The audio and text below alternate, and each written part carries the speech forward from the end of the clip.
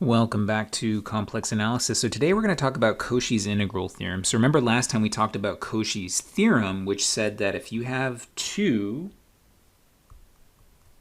homotopic paths, gamma 0 and gamma 1, then as long as your function's holomorphic on a region containing these, then you get that the integral of f over the first path is equal to the integral over the second path. Okay, so again, as long as your paths are homotopic, it really doesn't matter which one you choose to integrate over. You're going to get the same thing in the end.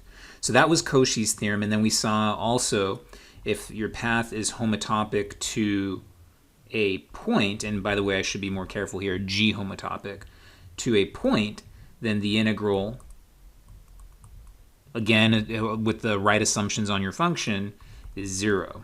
Okay. So today we're going to be talking about Cauchy's integral theorem, which we are going to be using Cauchy's theorem for when we go to prove it. But in any case, Cauchy's integral theorem is a really, really cool result that kind of gives you information about the output of your function at a point given other information, which is kind of cool. And let's go ahead and see it in action. Now, before we get to that, though, we need to recall a couple of things that we've talked about in previous videos. And that's the following. So remember that we say that the circle of radius A, centered at A with radius R, okay, is written as C bracket AR. Okay, so C bracket AR, this would be something like this. Circle of radius R, centered at A. Okay, then DAR, this is the disk of centered at A of radius R, but it doesn't include the boundary. So dA would look something like this. A, and now this is R. And then now the closure of D, so D over line D bracket AR, this is the closed disk centered at A of radius R, and so that would be sort of the combination of C and D there. So it would be this whole thing, including the boundary. So centered at A, radius R. Okay. Now, unless we specify differently, we usually think about these circles as going counterclockwise. So that's going to be our default orientation for this.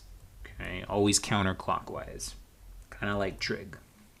Okay, so here is a restricted version of Cauchy's integral formula, and we're going to see the more general version in a little bit.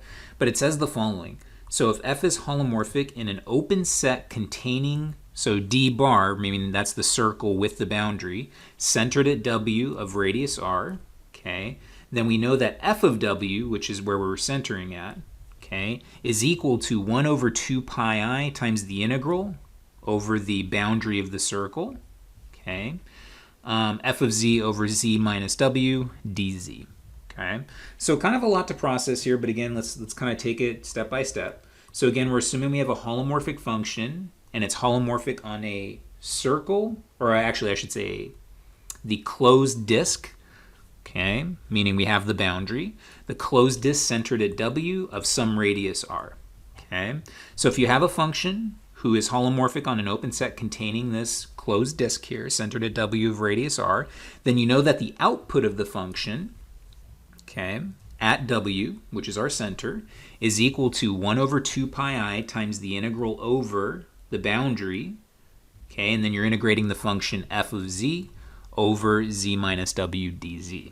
Okay, so the main takeaway from this theorem is the following.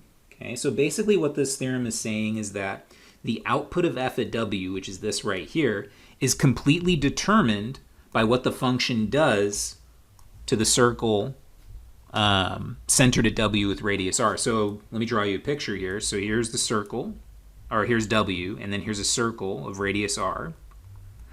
So if you know what the function does to this circle, basically what Cauchy's integral formula is telling you is you know exactly what the function does to that.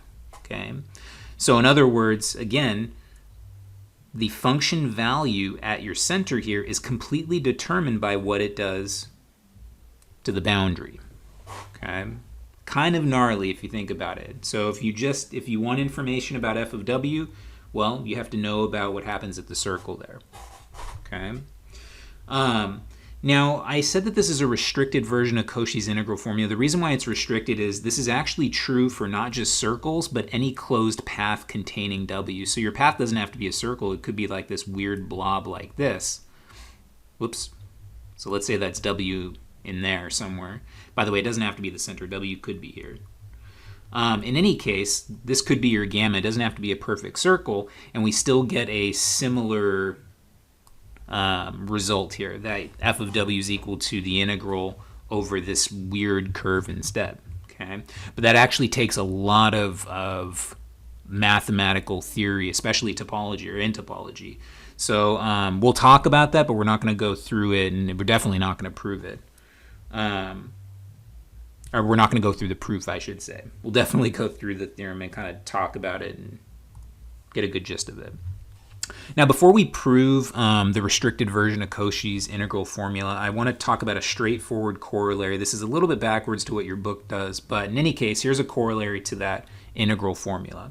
So if f is holomorphic in an open set containing, again, our closed disk centered at w with radius r, then f of w is equal to 1 over 2 pi I times the integral. Okay, so this is Cauchy's integral formula here.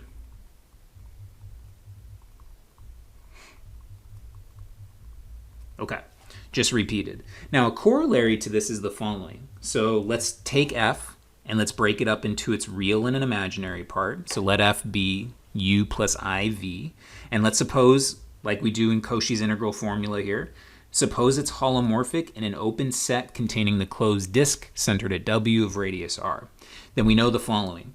So we have a slightly different formula for f of w. F of w is just 1 over 2 pi times the integral from 0 to 2 pi, f of w plus r e to the it dt.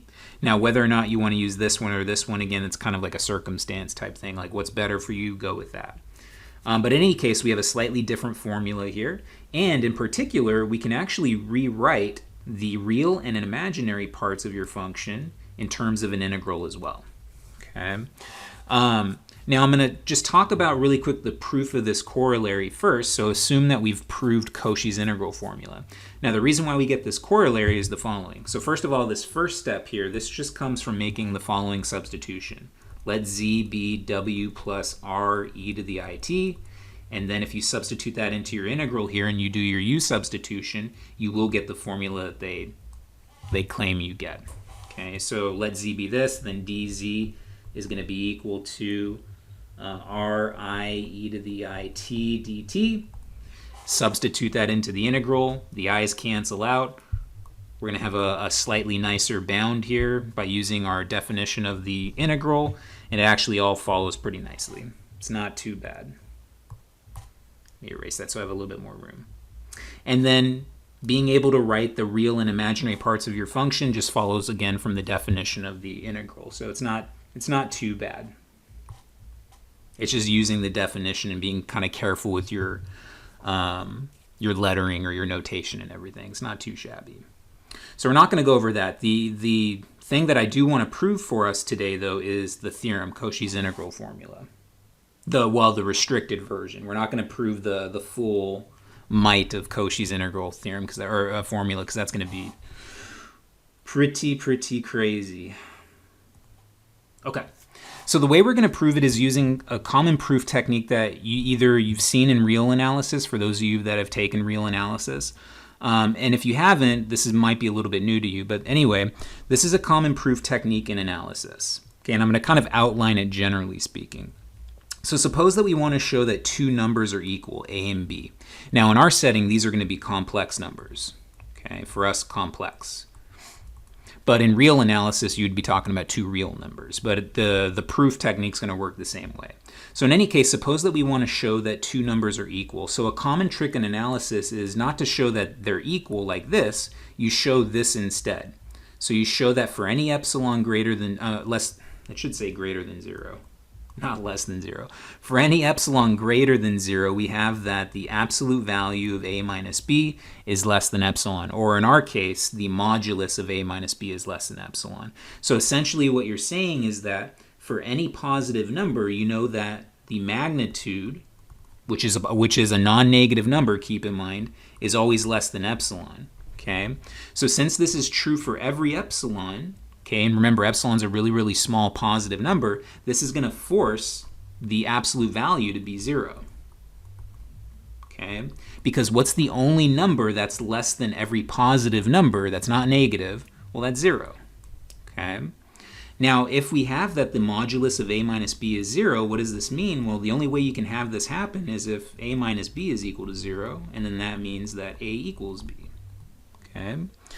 Now, you might be like, why would we ever use this proof technique? This usually happens when, I would say, you have epsilon somehow involved. And if you think about Cauchy's integral formula, which let me go back to, actually, we can go to this page. Notice that we're saying it's holomorphic. And remember, one of the things about holomorphicity is continuity. And remember, the definition of continuity has epsilons and then deltas, right?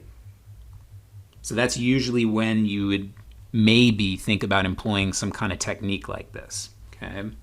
So in any case, that's just a common proof technique in analysis. Again, just sort of summarizing, if you want to show two numbers are equal, instead of showing that they are equal, we can show that for every epsilon greater than 0, so every positive number, we have that the absolute value of a minus b is less than epsilon, or in complex analysis, the modulus of a minus b is less than epsilon. And since epsilon is general, basically you're saying that the modulus of a minus b is less than every positive number, but what's the only number that's less than every positive number and is non-negative? That's the number 0. Okay, let's just draw the number line. Right here's 0, and then here's all the positive numbers. What's the only number that's less than all of these? Well, it's 0 here. Okay. So keep this in mind when we go through our proof for Cauchy's integral formula. This is sort of our end game here. We're going to be essentially coming up with some kind of equation that looks like this, and sort of, kind of getting at the punchline of our theorem, we're going to be doing this. We're going to be using this trick. Okay, so now on to the proof of Cauchy's integral formula. So again, here's the statement of Cauchy's integral formula. If f is a holomorphic function on a open set containing the closed disk centered at w of radius r, then we can write f of w, so the output of f at w, as 1 over 2 pi I times the integral over the boundary of the circle, and then we're integrating the function f of z over z minus w. Okay, so a couple of things to keep in mind before we jump into the sort of the arithmetic of the proof. Firstly, we are assuming that f is holomorphic in an open set G containing D. So let me give you a little picture. Let's say this is the complex plane, and let's say this is G here. Okay, and let's say our circle or our closed disk is this right here, W, and then we're supposing that this radius here is R. Okay. Now, since f is holomorphic, remember part of what comes with holomorphicity, what a word, is continuity, right? So since f is holomorphic, we know that f is continuous on our closed disk. Okay, so keep that in the back of your heads. That's how we're going to get that epsilon showing up, but more to come on that later. Additionally, by our assumptions here, since f of z is holomorphic on G, we know that f of z over z minus w, it's not holomorphic on G because we would be Thanos snapping there, but it's holomorphic on G less w. Okay, so we're going to call that set H. But in any case, f of z over z minus w is holomorphic on G less w. Now you might be like, why are we talking about f of z over z minus w? Well, that's the part in the integral there, right? So we're going to want that at some point. Additionally, for any r less than big R, okay, so for any radius smaller than big R, we have that the circle centered at w with radius small r is homotopic with respect to h to the circle of radius big R centered at w. So if we look at our picture here, what this is saying is that if we have a smaller circle, let's say this one, of radius little r, okay, and now w, since in h, w is a whole, let me put a little open circle there. So since little r is smaller than big R, we have that the circle of radius little r is contained within the circle of radius big R, right? And we know that these are homotopic because all we have to do is just shrink r, or we can expand we can shrink the big circle, or we can expand the little circle, and we can do that continuously, so we know that they're homotopic. Okay, so we'll need that for Cauchy's theorem at some point. And then lastly, what I recommend for you all to do, review proposition 4.6. That was in, I think, the first section, 4.1. But anyway, it was that proposition with all the properties of the integral. And look at part D. Remember, part D had to do with the maximum sort of the integral could be. So we're going to be using that as well. So I recommend pause the video if you need to and review that, because we are going to use that property in a little bit. Okay, so let's go ahead and actually prove this. Now again, remember what we're going to try to do to show that f of w is equal to this integral here. What we're going to do is we're going to be using that analysis trick. We're going to be trying to show some modulus is less than epsilon. Okay. Now we're going to be a little bit tricky with this, but what we're going to be doing is we're going to show that the integral over the circle centered at w of radius big R, f of z over z minus w dw minus 2 pi I f of w. So we want to show that the modulus of this difference is less than epsilon for any epsilon. Okay. Now this is a little bit tricky, but if we can show this, basically this would mean that this is true. So the integral, oops, and this should be dz, not dw. W is fixed. Basically, if we can show this, this would mean that this is true right here. And then now, that should be a w. And now divide both sides by 2 pi I, and then we get exactly what Cauchy's integral formula says. Okay, so that's kind of the end game. That's what we're leading up to. Okay, but right now, let's go ahead and focus on our modulus here. So the first thing we're going to do is we're going to rewrite this right term here. Okay. Now we're going to use our favorite exercise. Remember that exercise that I keep bringing up because we keep using it over and over again. We know that the integral over c w little r, and where little r is the little r that I was talking about in the previous slide, of 1 over z minus w dz, we know that's equal to 2 pi I. Okay. Again, that's from the, looks like a minus there.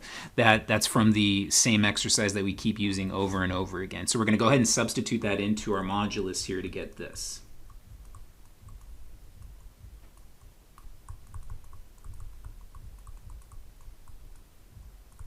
Okay, so minus, so this will be f of w times the integral dz, z minus w, and then we're integrating over c w r. Okay. Now using Cauchy's theorem, whoops, and that was supposed to be a little r there. Although this is kind of what I want to do, so that's kind of funny. Okay, so that was just using, again, we're just substituting 2 pi in for this integral, and we get that integral from the exercise I keep talking about. Okay, or keep bringing it up because it's so important.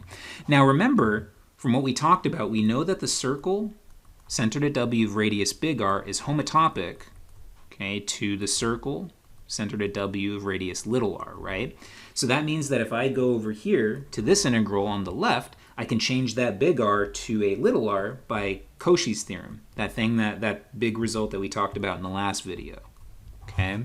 Now, why would I want to do that? Well, if we change that, if we make that little switcheroo, we can now combine these integrals together. So this is equal to the integral, okay? Because notice we're integrating over the same thing, right?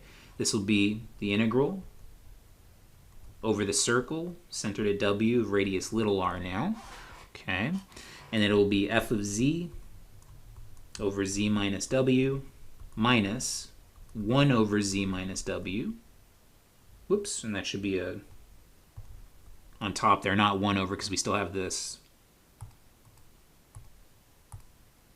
We still have this f of w going on, so it should be f of w up here, dz. Okay. And now let's go ahead and combine these fractions. They have the same denominator, right? So we can write this as one nice little fraction.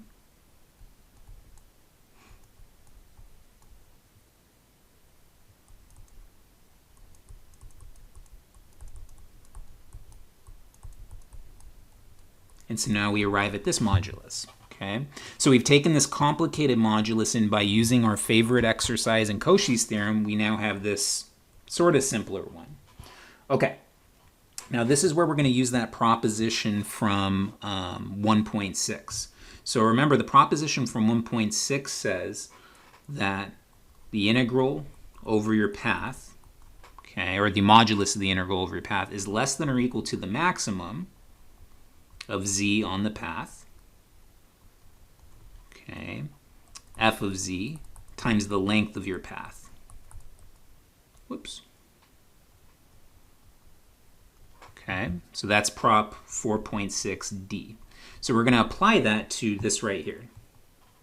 Okay, so by that proposition, this is less than or equal to the max,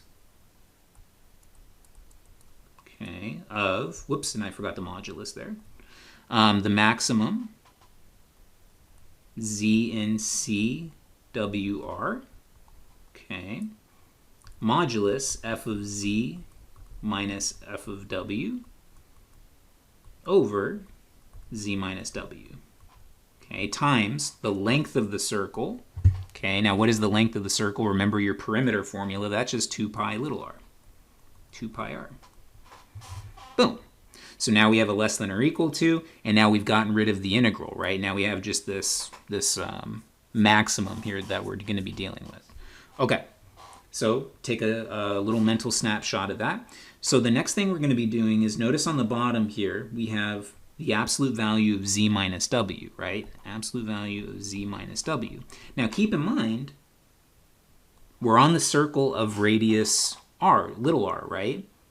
Okay, and we're taking z's that are on the circle of radius little r. So what is the distance between z and w? Well, that's equal to r.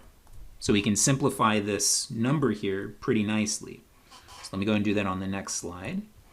So this was less than or equal to max z on the circle, w little r, f of z minus f of w over z minus w times 2 pi r. And again, what we were saying is, since we're dealing with z's that are on the circle of radius r, okay, centered at w, we know that this distance right here has to be r. Okay, so this right here, this bottom part is equal to r, and so these cancel out, and we're left with maximum z in c wr modulus f of z minus f of w times 2 pi. Okay, now this is where we're going to be using continuity and the fact that, remember, f is holomorphic, right? So by continuity, let epsilon be greater than 0. Actually, let's want to write that because logically this will make a little bit more sense.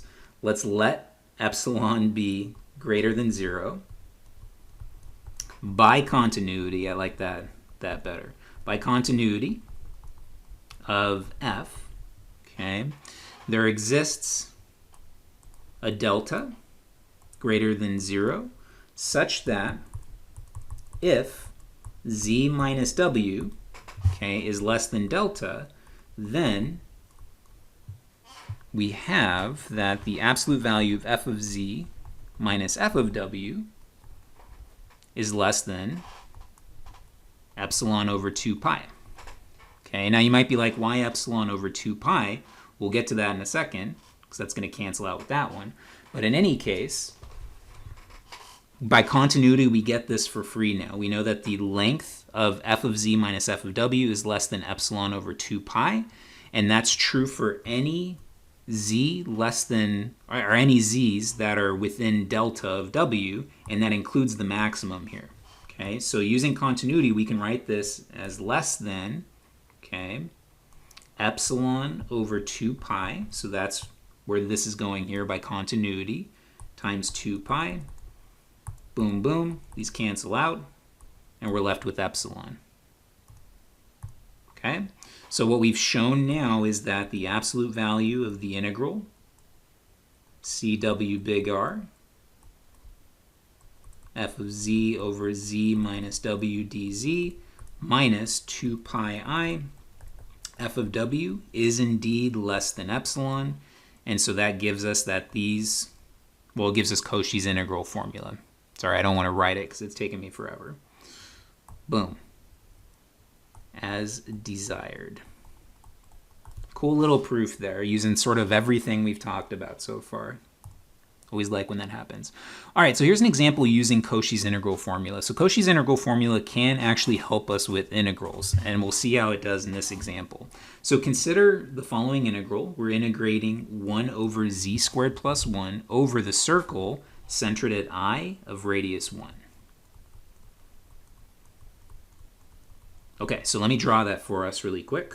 So here's the complex plane. Here is I.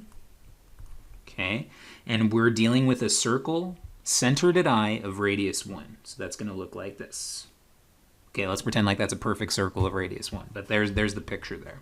Okay, so we want to compute this integral, and we're going to be using Cauchy's integral formula to do this. Okay, well, what we're going to do is we're going to be really sneaky. We're going to actually factor the bottom, because since we have complex numbers, we can actually factor this. This will factor into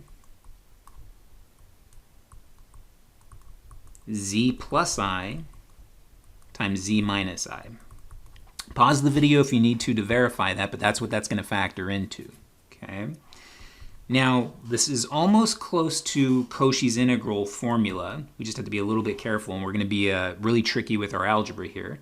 But we're going to rewrite this as the integral from c over c, centered at I, radius 1, of, so we're going to basically take the z plus I and move it to the top. So 1 over z plus I over z minus I dz. Okay. Now remember, Cauchy's integral formula says that f of w is equal to 1 over 2 pi I integral CWR.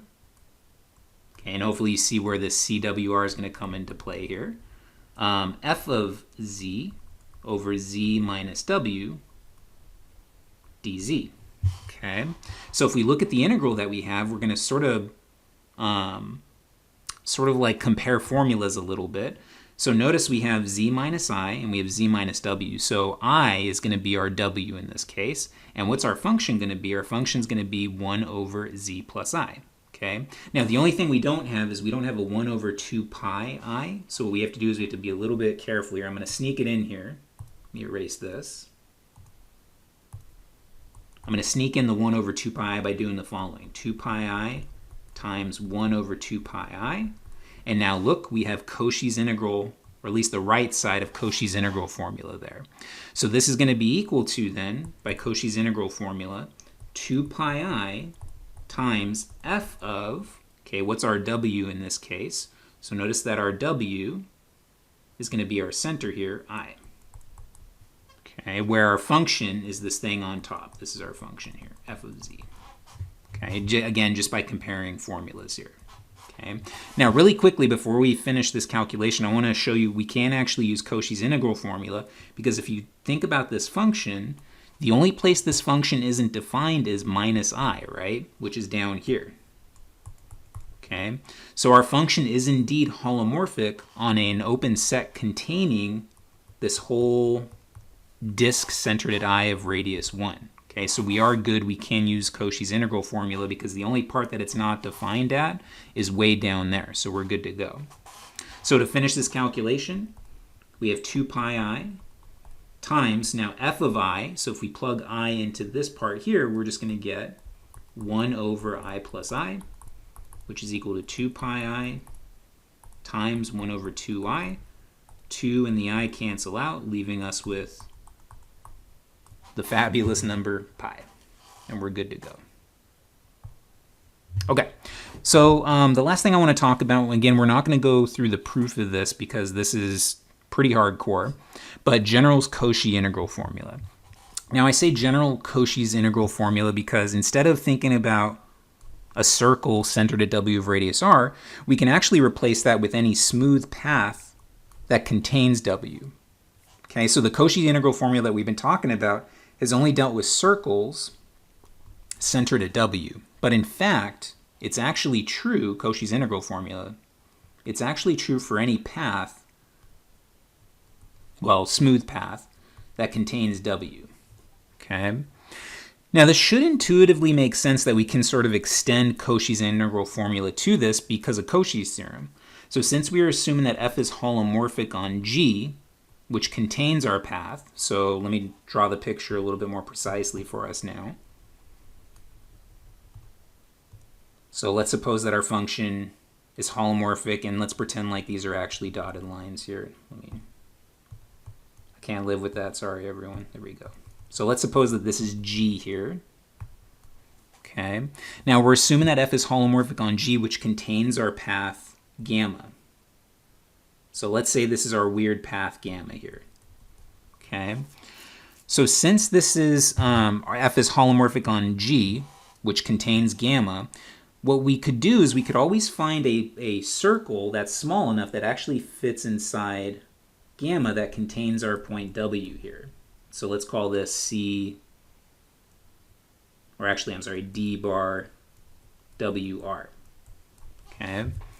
So we can always do this. There's no reason why we can't do that. And then by using Cauchy's theorem would say that, well, the integral over C WR is actually equal to, actually, here, let me write in everything. F of z, z minus w, dz is equal to the integral over gamma, f of z,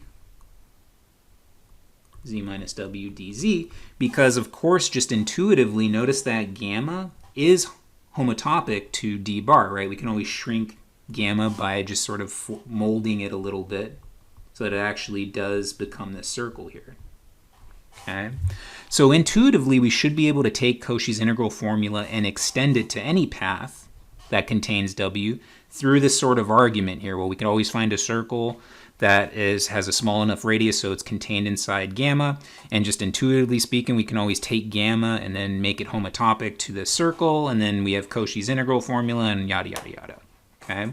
However, this actually, even though we're kind of being very hand wavy about it, it actually requires some deep topological theory, which I kind of want to go through and just talk about with you. So first of all, we need the notion of inside a simply closed curve, because what we're really doing is we're saying that we can find a circle that's inside our path here, right, in order to do this argument. Okay, but that's actually not even though it is intuitive, it's actually not easy to prove. And it essentially comes from this idea that a path in C divides C into two connected sets. And so what do I mean by that? Well, let's say this is our complex plane, okay? And let's say this is gamma.